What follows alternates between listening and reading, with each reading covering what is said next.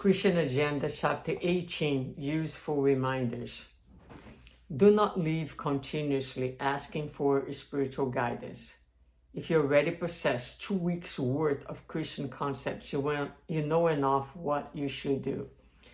It's interesting, this first paragraph, this useful reminder, because a lot of times we keep searching for answers, and we can say that, whether you go back to Christ or even just go into Kardec's or all the complementary work done by Emmanuel, André Lewis, Joanna, what is it that we are seeking to hear that has not been said, that is not found in the books?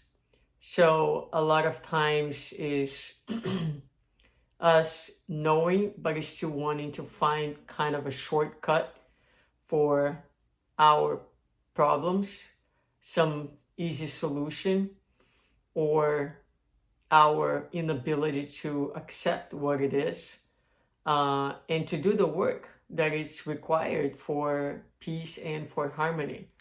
But it's funny how André Lewis here is going to say that 2 weeks worth of Christian concepts, and you know enough what you should do. So, useful reminder. Another one, do not waste your energy trying to straighten out others. When we straighten ourselves out, we realize that the world is administered by divine wisdom, and that the obligation to cooperate continuously for the good is our fundamental duty. And so many times, indeed, we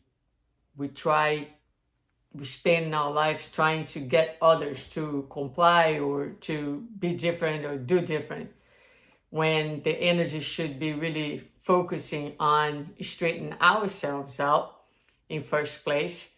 Because once we are more centered and in line with this process of self-analysis and self-transformation, then we are it's easier to be in tune with the idea that, our role is not to judge or to change others, but to cooperate in any way that we can for people's betterment. Another for useful reminders, do not blame the discarnate spirits for failures in your struggles. Note the rhythm of your own life. Examine your income and expenditures, your actions and reactions, your manners and attitudes, your obligations and decisions, and you will recognize that you have the situation you sought and that you reap exactly what you have sown. So it's easy to say that things are not going well for us because of the spirits, because of influences, things like that. But if we go back to chapter 5 of the Gospel, Blessed the Afflicted, there's an item over there that points out to us that a lot of our struggles and miseries in this lifetime has to do with poor management of our own lives, seeking what's not sustainable, ambitions that take us nowhere. So again, it's poor choices, investing in values that are not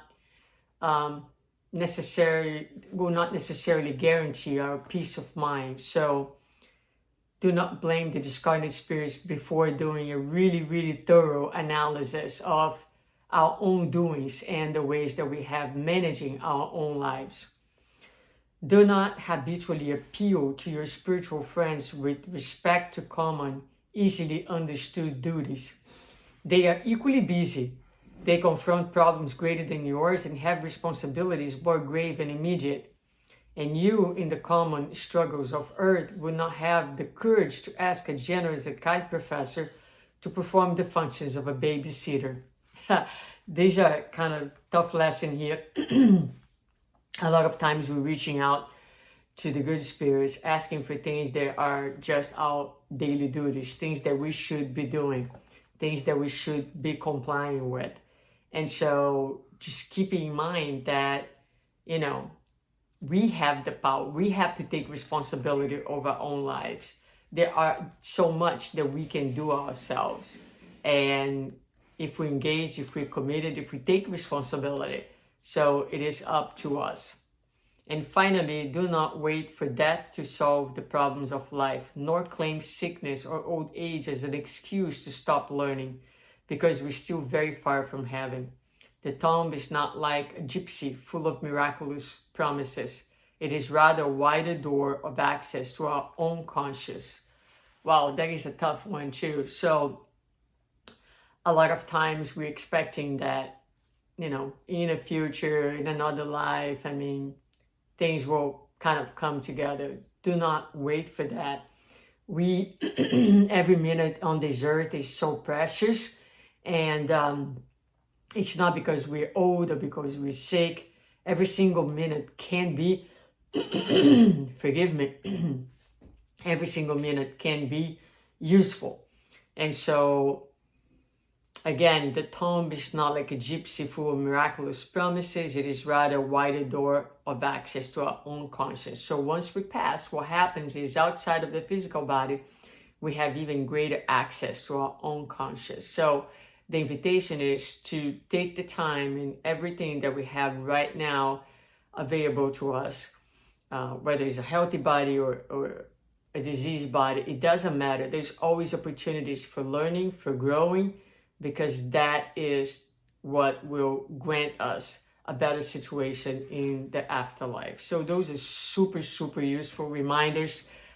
Think about those, incorporate them into your life, because they definitely very powerful lesson, very helpful to all of us.